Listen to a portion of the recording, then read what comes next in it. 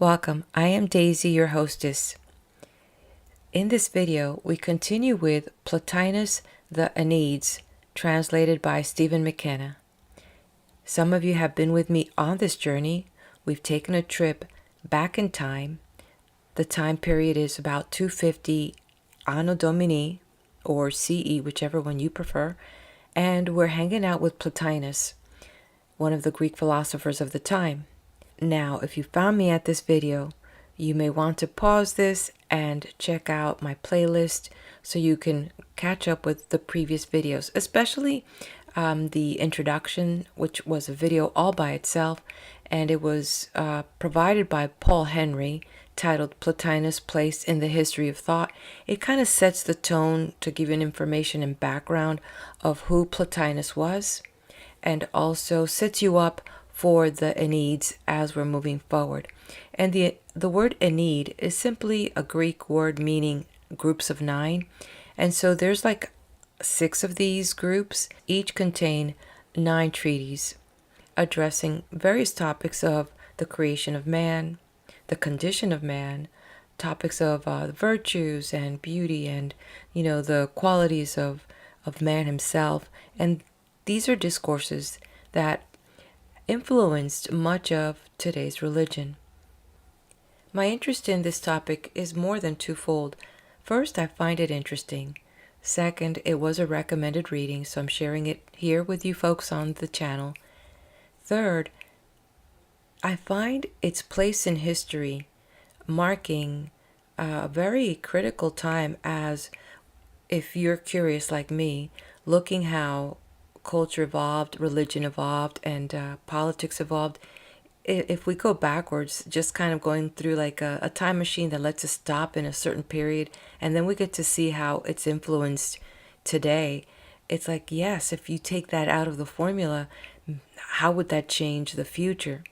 So looking at Plotinus, it's during the time, his critical time, it was so pivotal because Christianity was on the ascent, and we had the fall of the Roman Empire, and of course with that all of this changes happening with Greece, the multiple gods as far as a religion that was falling apart.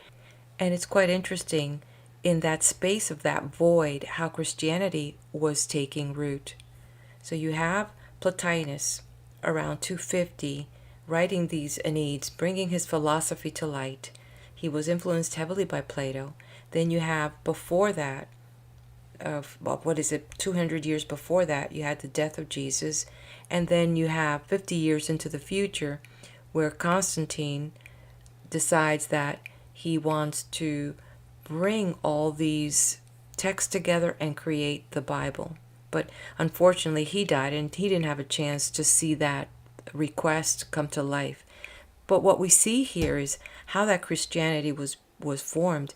The ideas of some of the things that back then would have been called Christianity, these pagan rites, the Eleusinian mysteries, and these concepts that were being practiced and rituals were seeming to be in the part of the religion, kind of like they were taking pieces of, hey, let's grab some of this and put it into that. We're going to grab some of this philosophy over here, and we're going to grab some of these ancient texts from the Hebrews, and we're going to make this into our new religion.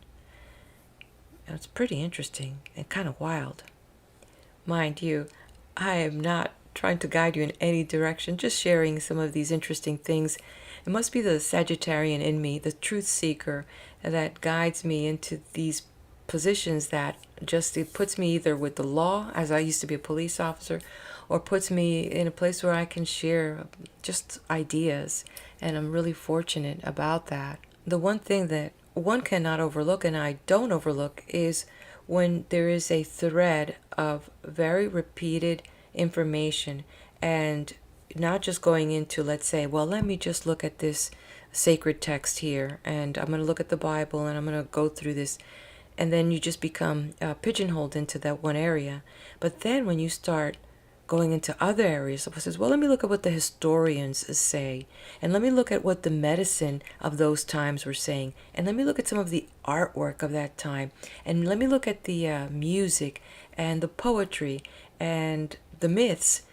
And when you start piecing a little bit here, a little bit there, and you bring it all together, when you bring that whole beautiful mess and you take a step back and you're like, there's a theme here. Look at this amazing human race. Look at the amazing evolution, the progress. Look what we have done, and look where we still are, still looking for that creation of man, and still taking what we have and doing something more with it.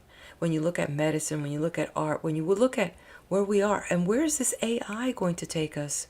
So we have no idea, but we sure have come a long way, and looking at the past might help us either be amazed at who we are, or just be excited and take precaution of what we've done in the past so we don't make mistakes.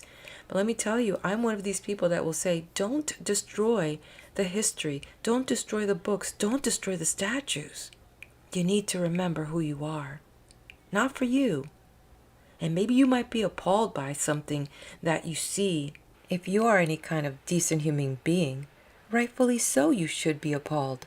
And if we don't keep these, preserve these statues or these books, we will never know who we were. Anyway, I hope that you enjoyed these, you're enjoying this. Please do let me know. And with that, I'm going to go ahead and let's break into the next tractate. Plotinus, the Enneads, translated by Stephen McKenna.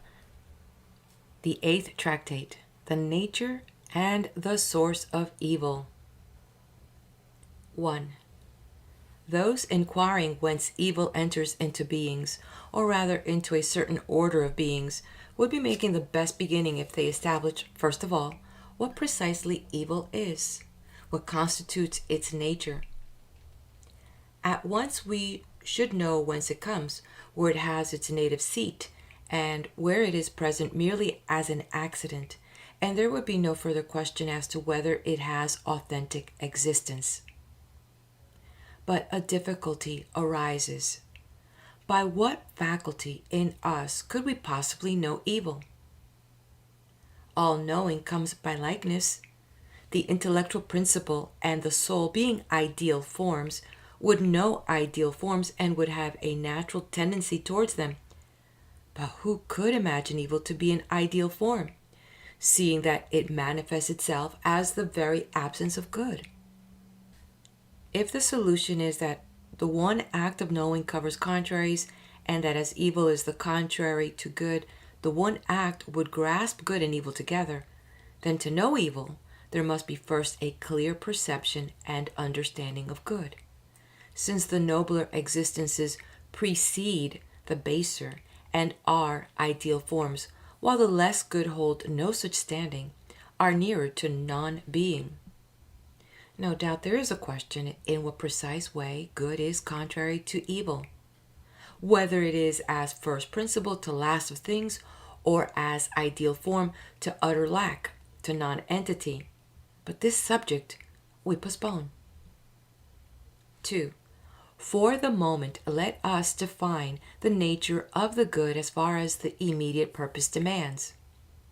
The good is that on which all else depends, towards which all existences aspire as to their source and their need, while itself is without need, sufficient to itself, aspiring to no other, the measure and term of all, giving out from itself the intellectual principle and existence, and soul and life, and all intellective act.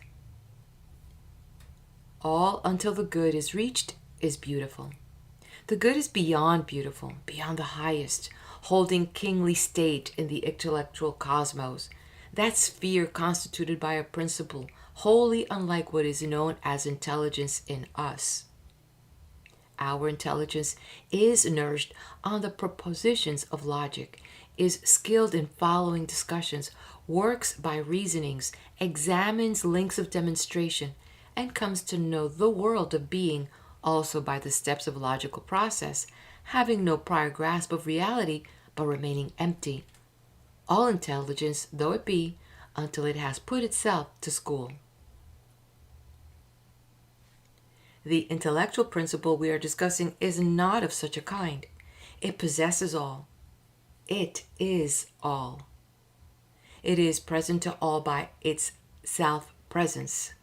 It has all by other means than having, for what it possesses is still itself, nor does any particular of all within it stand apart, for every such particular is the whole and in all respects all, while yet not confused in the mass but still distinct, apart to the extent that any participant in the intellectual principle participates not in the entire as one thing, but in whatsoever lies within its own reach.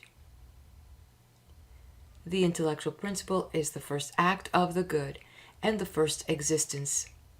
The good remains stationary within itself, but the intellectual principle acts in relation to it and, as it were, lives about it. And the soul, outside, circles around the intellectual principle, and by gazing upon it, seeing into the depths of it, through it sees God. Such is the untroubled, the blissful life of divine beings, and evil has no place in it. If this were all, there would be no evil but good only, the first, the second, and the third good.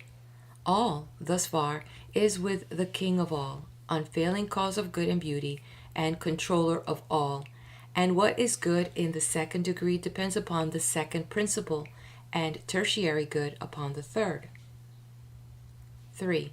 If such be the nature of beings, and of that which transcends all the realm of being, evil cannot have place among beings or in the beyond being.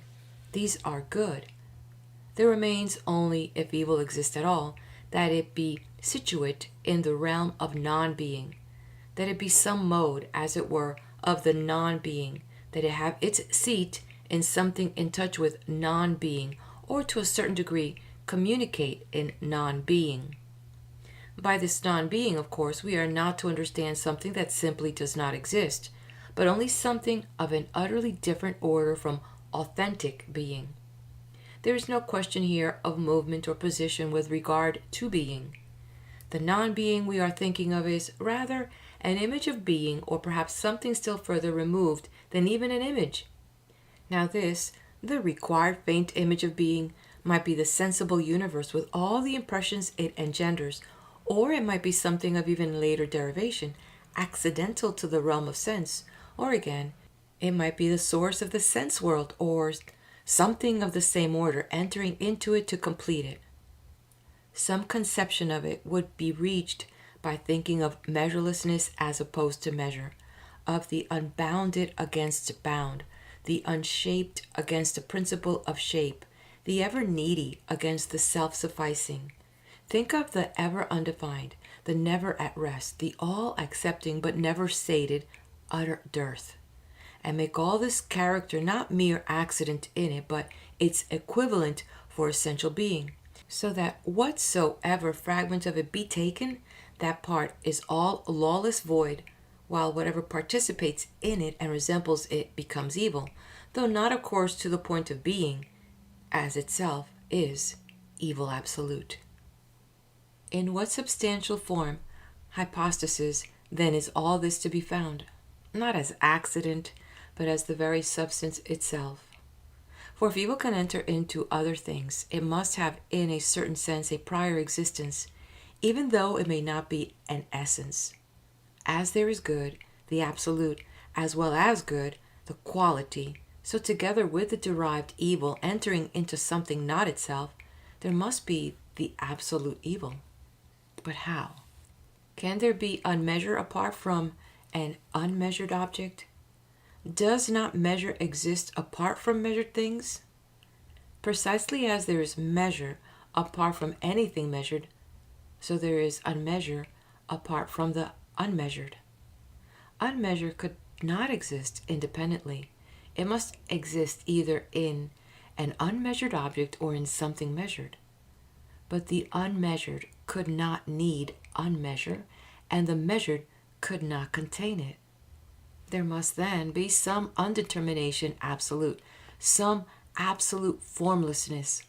All the qualities cited as characterizing the nature of evil must be summed under an absolute evil, and every evil thing outside of this must either contain this absolute by saturation, or have taken the character of evil and become a cause of evil by consecration to this absolute.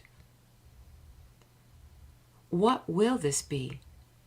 That kind whose place is below all the patterns, forms, shapes, measurements, and limits, that which has no trace of good by any title of its own, but at best takes order and grace from some principle outside itself, a mere image as regards absolute being, but the authentic essence of evil, insofar as evil can have authentic being. In such a kind, reason recognizes the primal evil, evil absolute. 4. The bodily kind, in that it partakes of matter, is an evil thing. What form is in bodies is an untrue form. They are without life. By their own natural disorderly movement they make away with each other. They are hindrances to the soul in its proper act. In their ceaseless flux they are always slipping away from being. Soul, on the contrary, since not every soul is evil, is not an evil kind. What then is the evil soul? It is, we read, the soul that has entered into the service of that in which soul evil is implanted by nature, in whose service the unreasoning phase of the soul accepts evil, unmeasure, excess, and shortcoming, which bring forth licentiousness, cowardice, and all other flaws of the soul, all the states foreign to the true nature, which sets up false judgments, so that the soul comes to name things good or evil, not by their true value, but by the mere test of like and dislike. But what is the root of this evil state? How can it be brought under the causing principle indicated? Firstly, such a soul is not apart from matter, is not purely itself. That is to say, it is touched with unmeasure. It is shut out from the forming idea that orders and brings to measure, and this because it is merged into a body made of matter. Then if the reasoning faculty too has taken hurt, the soul's seeing is balked by the passions and by the darkening that matter brings to it, by its decline into matter, by its very attention no longer to essence, but to process, whose principle or source is, again, matter, the kind so evil as to saturate with its own pravity even that which is not in it, but merely looks towards it. For wholly without part in good, the negation of good, unmingled lack, this matter kind makes over to its own likeness whatsoever comes in touch with it. The soul wrought to perfection, addressed towards the intellectual principle, is steadfastly pure.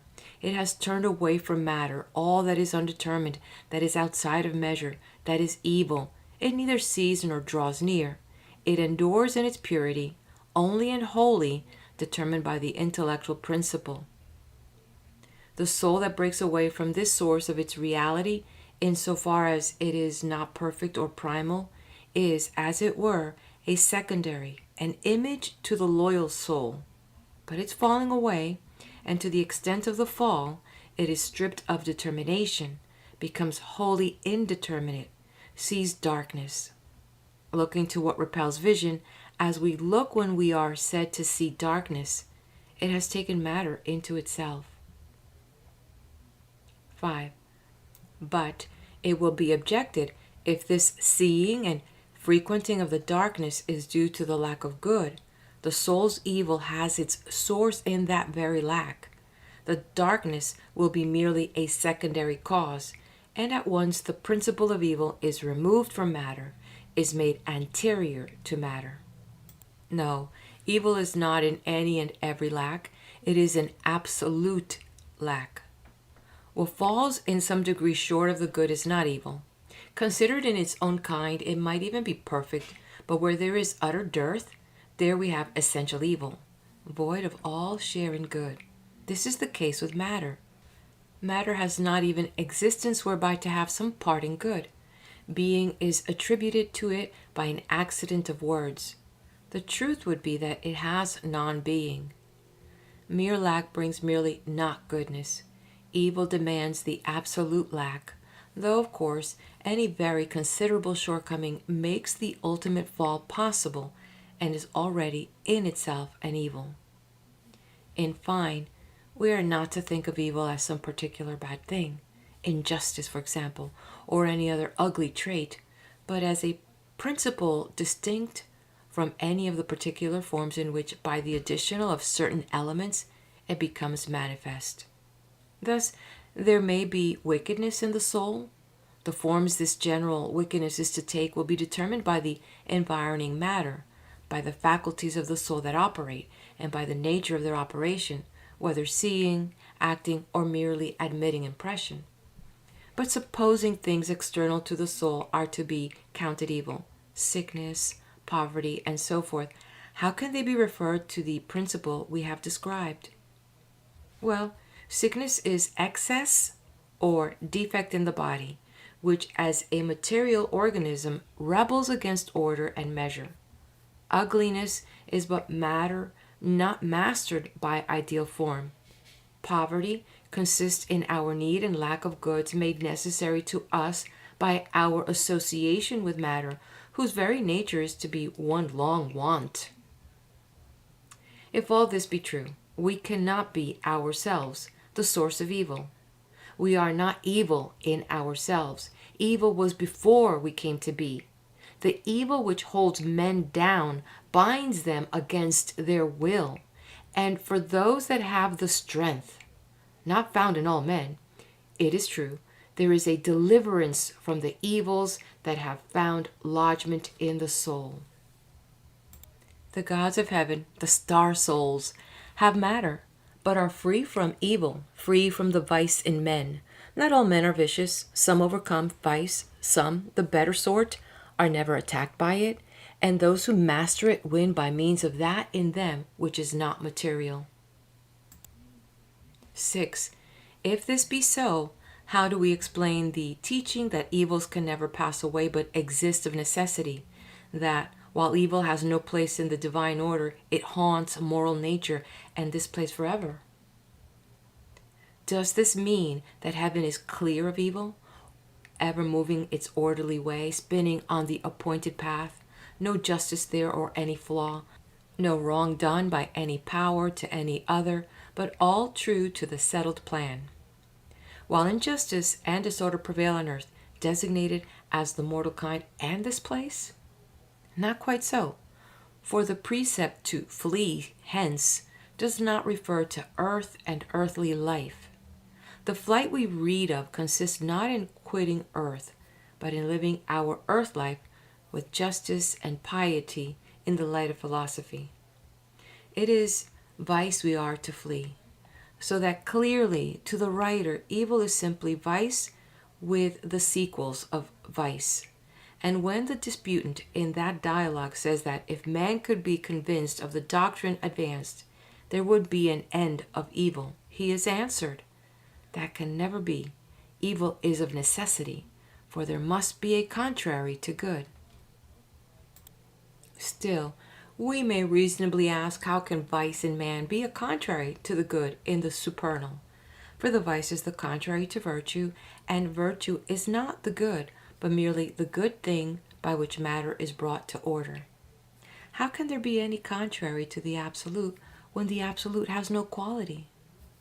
Besides, is there any universal necessity that the existence of one of two contraries should entail the existence of the other?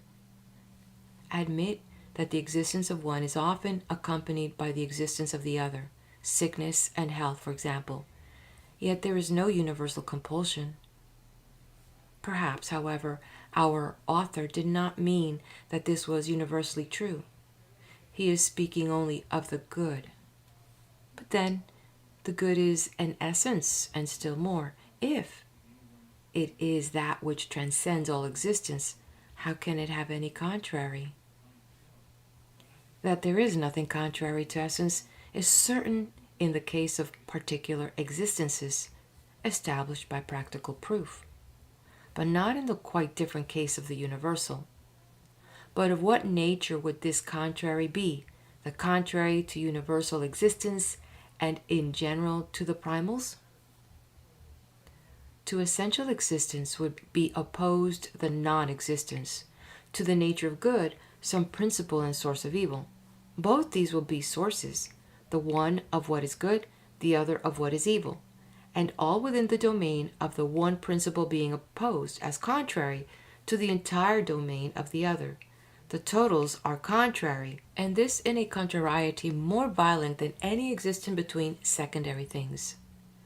For these last are opposed as members of one species or of one genus, and within that common ground they participate in some common quality.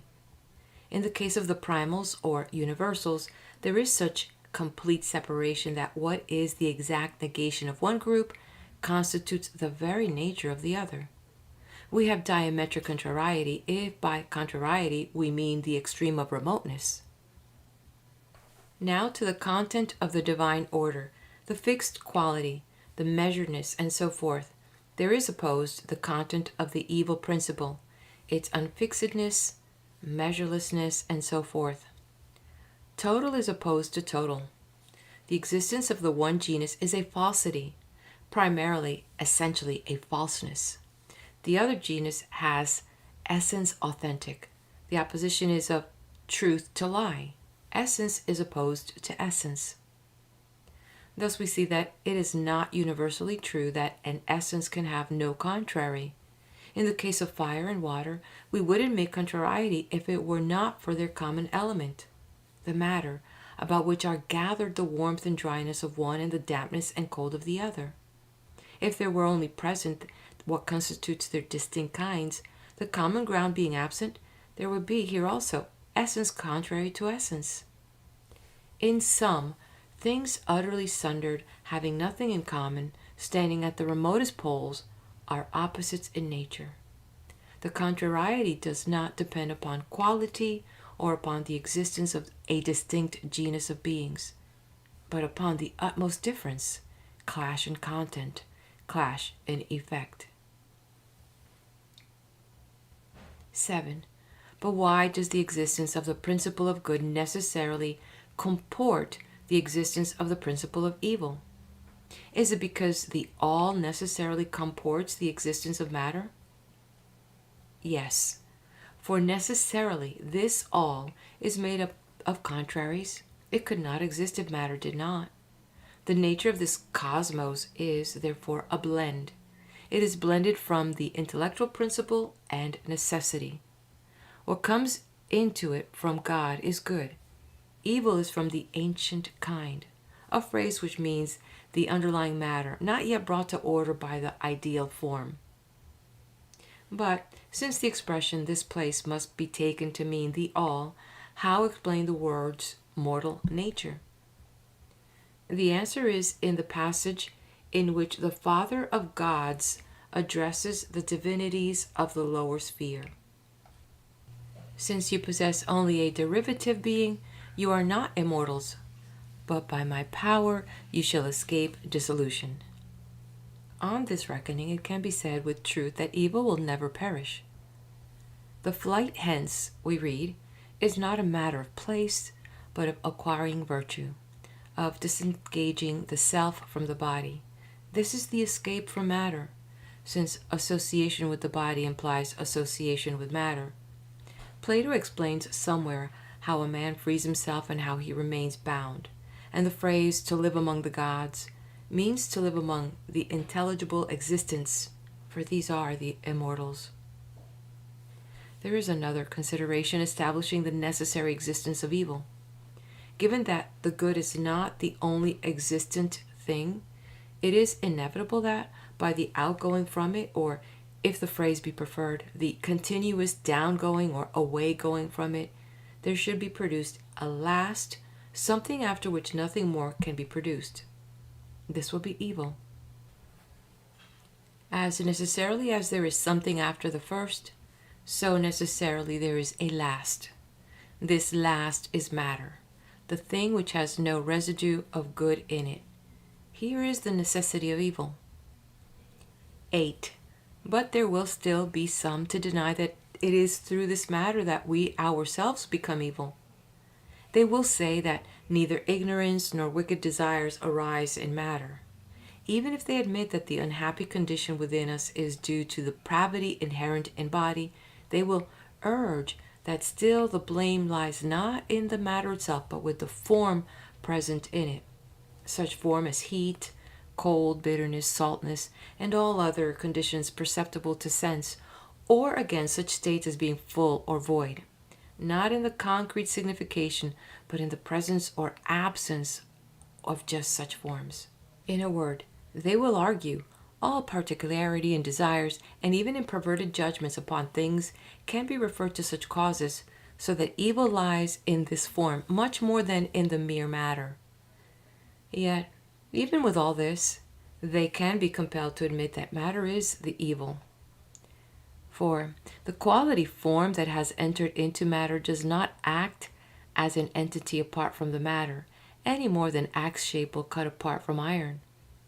Further, forms lodged in matter are not the same as they would be if they remained within themselves. They are reason principles materialized. They are corrupted in the matter. They have absorbed its nature. Essential fire does not burn, nor do any of the essential entities effect of themselves alone.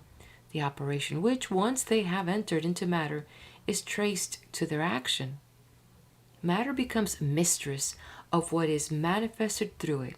It corrupts and destroys the incomer. It substitutes its own opposite character and kind, not in the sense of opposing, for example, concrete cold to concrete warmth, but by setting its own formlessness against the form of heat, shapelessness to shape, excess and defect to the duly ordered. Thus, in sum, what enters into matter causes to belong to itself, comes to belong to matter, just as in the nourishment of living beings, what is taken in does not remain as it came, but is turned into, say, dog's blood, and all that goes to make a dog becomes, in fact, any of the humors of any recipient. No, if body is the cause of evil, then there is no escape. The cause of evil is matter. Still, it will be urged the incoming idea should have been able to conquer the matter. The difficulty is that matter's master cannot remain pure itself except by avoidance of matter. Besides, the constitution determines both the desires and their violence, so that there are bodies in which the incoming idea cannot hold sway. There is a vicious constitution which chills and clogs the activity and inhibits choice. A contrary bodily habit produces frivolity, lack of balance. The same fact is indicated by our successive variations of mood. In times of stress, we are not the same, either in desires or in ideas, as when we are at peace, and we differ again with every several object that brings us satisfaction. To resume, the measureless is evil primarily. Whatever, either by resemblance or participation, exists in the state of unmeasure is evil secondarily, by force of its dealing with primarily the darkness, secondarily the darkened.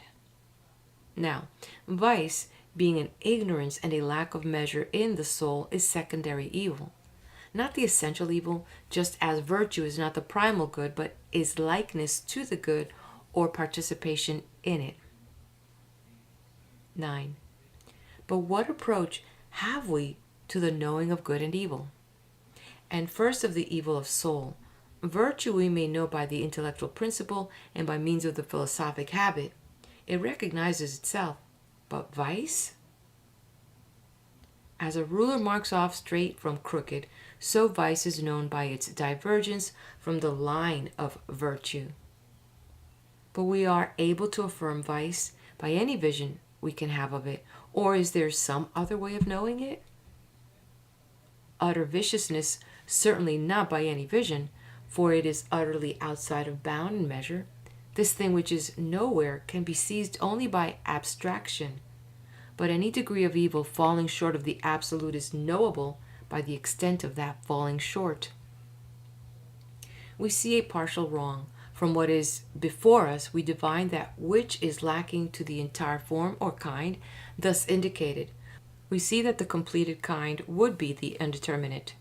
By this process, we are able to identify and affirm evil. In the same way, when we observe what we feel to be an ugly appearance in matter, left there because the reasonable principle has not become so completely the master as to cover over the unseemliness, we recognize ugliness by the falling short from ideal form.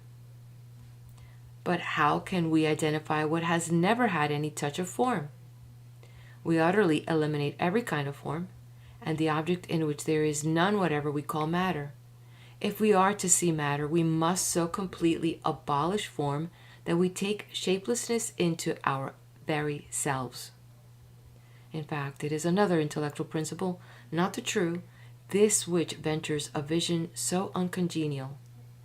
To see darkness, the eye withdraws from the light. It is striving to cease from seeing. Therefore it abandons the light which would make the darkness invisible. Away from the light, its power is rather that of not seeing than of seeing, and this not seeing is its nearest approach to seeing darkness. So the intellectual principle, in order to see its contrary, matter, must leave its own light locked up within itself, and as it were go forth from itself into an outside realm. It must ignore its native brightness and submit itself to the very contradiction of its being. 10. But if matter is devoid of quality, how can it be evil? It is described as being devoid of quality in the sense only that it does not essentially possess any of the qualities which it admits and which enter into it as into a substratum. No one says that it has no nature, and if it has any nature at all, why may not that nature be evil, though not in the sense of quality? Quality qualifies something, not itself. It is therefore an accidental. It resides in some other object. Matter does not exist in some other object, but is the substratum in which the accidental resides. Matter then is said to be devoid of quality in that it does not in itself possess this thing, which is by nature an accidental. If, moreover, quality itself be devoid of quality, how can matter, which is the unqualified, be said to have it? Thus it is quite correct to say at once that matter is without quality and that it is evil. It is evil not in the sense of having quality, but precisely in not having it. Give it quality, and in its very evil it would almost be a form, whereas in truth it is a kind contrary to form. 11. But it may be said the kind opposed to all form is privation or negation, and this necessarily belongs to something other than itself. It is no substantial existence. Therefore, if evil is privation or negation, it must be lodged in a subject deprived of form. There will be no self-existent evil. This objection may be answered by applying the principle to the case of evil in the soul. The evil, the vice, will be a negation and not anything having a separate existence. We come to the doctrine which denies matter, or admitting it, denies its evil. We need not seek elsewhere. We may at once place evil in the soul, recognizing it as the mere absence of good. But if the negation is the negation of something that ought to become present, if it is a denial of the good by the soul, then the soul produces vice within itself by the operation of its own nature, and is devoid of good and, therefore, so though it be, devoid of life. The soul, if it has no life, is soulless. The soul is no soul. No, the soul has life by its own nature and therefore does not of its own nature contain this negation of the good. It has much good in it. It carries a happy trace of the intellectual principle and is not essentially evil. Neither is it primally evil, nor is that primal evil present in it, even as an accidental, for the soul is not wholly apart from the good. 12. Perhaps vice and evil, as in the soul, should be described not as an entire, but as a partial negation of good. But if this were so, part of the soul must possess the good, part be without it. The soul will have a mingled nature, and the evil within it will not be unblended. We have not yet lighted on the primal, unmingled evil. The soul would possess the good as its essence, the evil as an accidental. 13. Perhaps evil is merely an impediment to the soul, like something affecting the eye and so hindering sight. But such an evil in the eyes is no more than an occasion of evil. The absolute evil is something quite different. If then vice is an impediment to the soul, vice is an occasion of evil, but not evil absolute. Virtue is not the absolute good, but a cooperator with it. And if virtue is not the absolute good, neither is vice the absolute evil. Virtue is not the absolute beauty or the absolute good, neither therefore is vice the essential ugliness or the essential evil. We teach that virtue is not the absolute good and beauty because we know that these are earlier than virtue and transcend it, and that it is good and beautiful by some participation in them. Now, as going upward from virtue, we come to the beautiful and to the good, so going downward from vice, we reach essential evil. From vice, as the starting point, we come to vision of evil, as far as such vision is possible, and we become evil to the extent of our participation in it.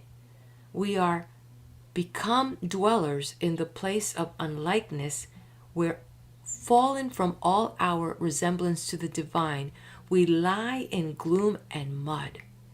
For if the soul abandoned itself unreservedly to the extreme of viciousness, it is no longer a vicious soul merely, for mere vice is still human, still carries some trace of good. It has taken to itself another nature, the evil, and as far as soul can die, it is dead. And the death of soul is twofold. While still sunk in body to lie down in matter and drench itself with it, when it has left the body to lie in the other world until somehow it stirs again and lifts its sight from the mud, and this hour going down to Hades and slumbering there. 14. It may be suggested that vice is feebleness in the soul.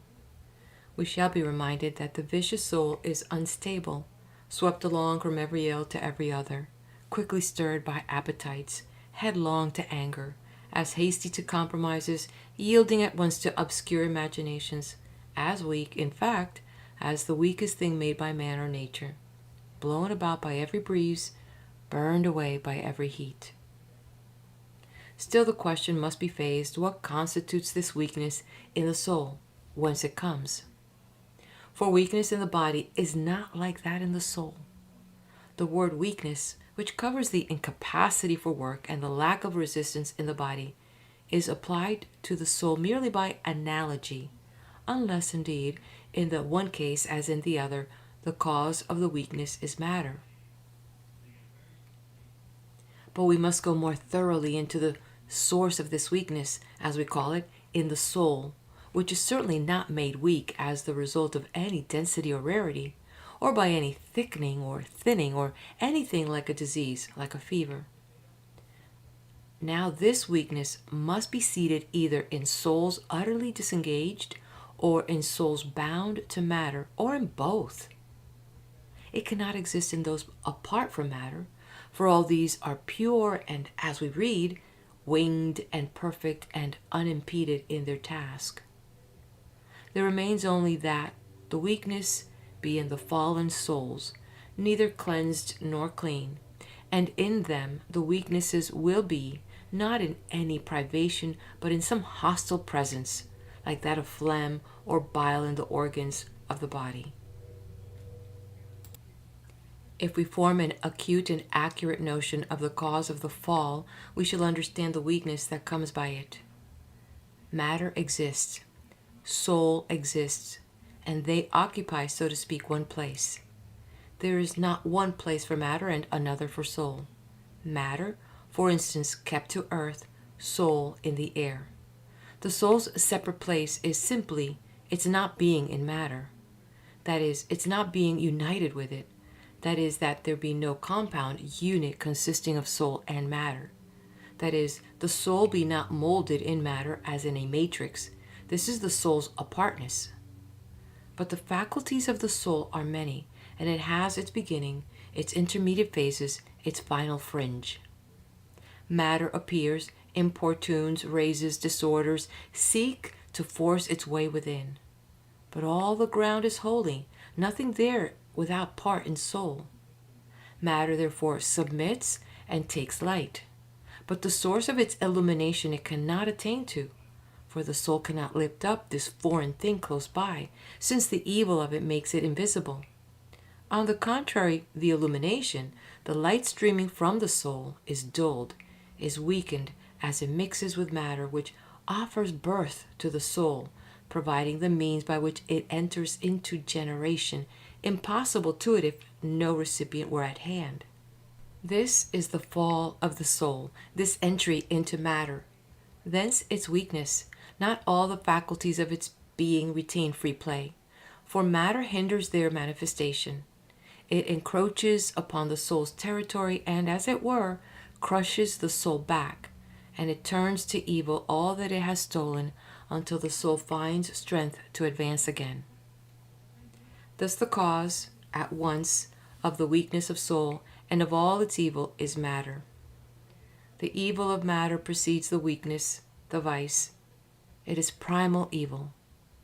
Even though the soul itself submits to matter and engenders to it, if it becomes evil within itself by its commerce with matter, this cause is still the presence of matter. The soul would never have approached matter, but the presence of matter is the occasion of its earth life. 15. If the existence of matter be denied, the necessity of this principle must be demonstrated from the treatises on matter, where the question is copiously treated.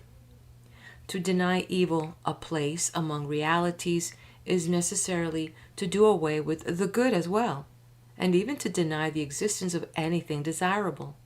It is to deny desire, avoidance, and all intellectual act. For desire has good for its object, aversion looks to evil. All intellectual act, all wisdom, deals with good and bad, and it is itself one of the things that are good. There must be then the good, good unmixed, and the mingled good and bad, and the rather bad than good, this last ending with the utterly bad we have been seeking, just as that in which evil constitutes the lesser part tends by that lessening towards the good. What then must evil be to the soul? What soul could contain evil unless by contact with the lower kind? There could be no desire, no sorrow, no rage, no fear. Fear touches the compounded, dreading its dissolution. Pain and sorrow are the accompaniments of the dissolution. Desires spring from something troubling the grouped being or are a provision against trouble threatened. All impression is the stroke of something unreasonable outside the soul, accepted only because the soul is not devoid of parts or phases. The soul takes up false notions through having gone outside of its own truth by ceasing to be purely itself. One desire or appetite there is which does not fall under this condemnation. It is the aspiration towards the intellectual principle. This demands only that the soul dwell alone, enshrined within that place of its choice, never lapsing towards the lower. Evil is not alone. By virtue of the nature of good, the power of good, it is not evil only. It appears necessarily bound around with bonds of beauty, like some captive bound in fetters of gold.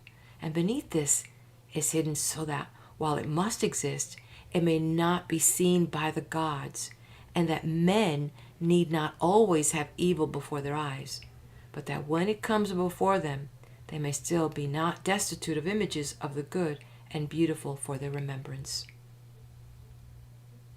End of the 8th tractate. We'll move on to the 9th tractate next, here on this video. Plotinus, the Enneads, translated by Stephen McKenna. The 9th tractate, the reasoned dismissal. You will not dismiss your soul lest it go forth taking something with it.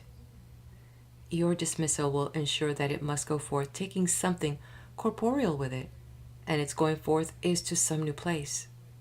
The soul will wait for the body to be completely severed from it. Then it makes no departure. It simply finds itself free. But how does the body come to be separated? The separation takes place when nothing of soul remains bound up with it. The harmony within the body, by virtue of which the soul was retained, is broken, and it can no longer hold its guest. But when a man contrives the dissolution of the body, it is he that has used violence and torn himself away, not the body that has let the soul slip from it. And in losing the bond, he has not been without passion. There has been revolt or grief or anger, movements which it is unlawful to indulge. But if a man feel himself to be losing his reason, that is not likely in the proficient, but if it should occur, it must be classed with the inevitable, to be welcome at the bidding of the fact, though not for its own sake. To call upon drugs to the release of soul seems a strange way of assisting its purpose. And if there be a period allotted to all by fate, to anticipate the hour could not be a happy act, unless, as we have indicated, under stern necessity. If everyone is to hold in the other world a standing determined by the state in which he quitted this, there must be no withdrawal as long as there is any hope of progress.